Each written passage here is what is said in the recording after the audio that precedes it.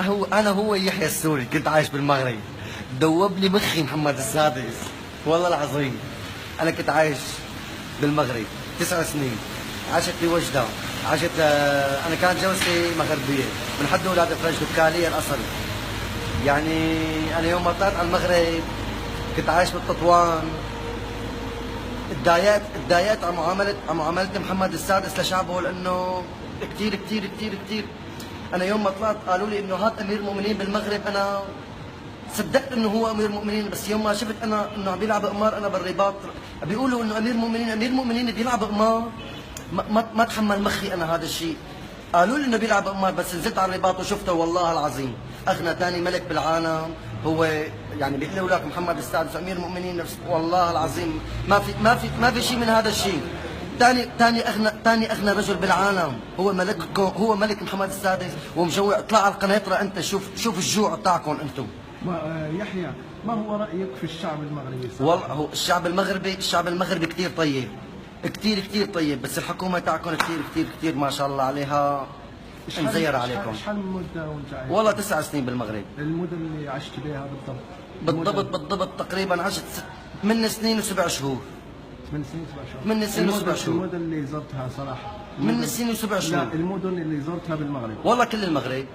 ممكن تطوان، نادور، كتامه، حسيمه، يا ربي عدت بوجده، عدت بالخميسات، عدت بالرباط. بس اكثر شيء الرباط والله كان في يعني اسمح لي، يعني بيقولوا هلا عنكم الرباط مدينه وينك ثقافيه، مدينه حضاريه، مدينه بس والله انا يوم ما طلعت على الرباط شفت شيء بالرباط يعني عبس. يعني ما حبيت اشوفه انا بمكان هيك. يعني الرباط كاين النشل، كاين السرقه، كاين الخطف، كاين الاحتيال.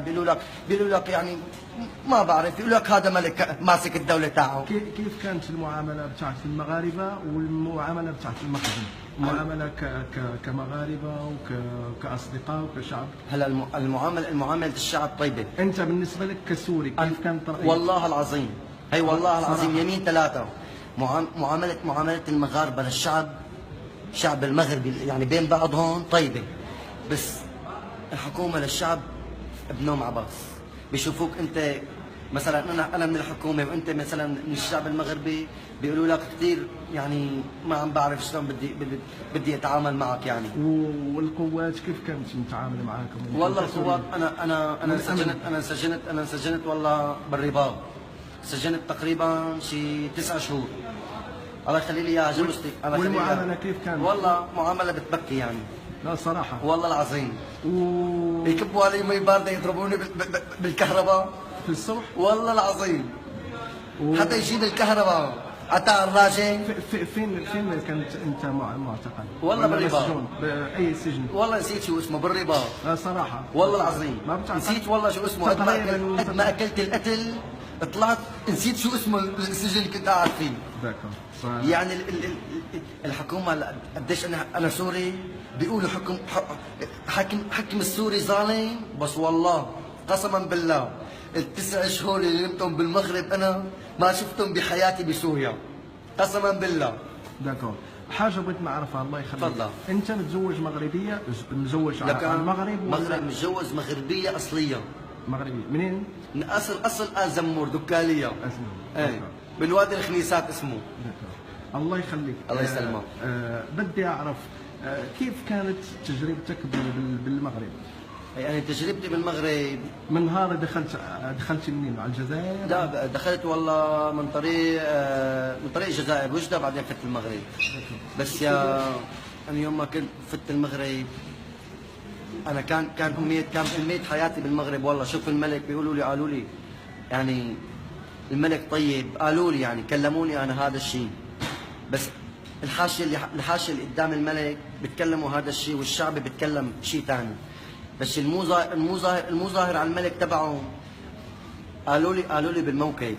اول ما شفت الموكب تبع محمد السادس انا لك في حدا بيرمي حاله من السياره كرمال النبي.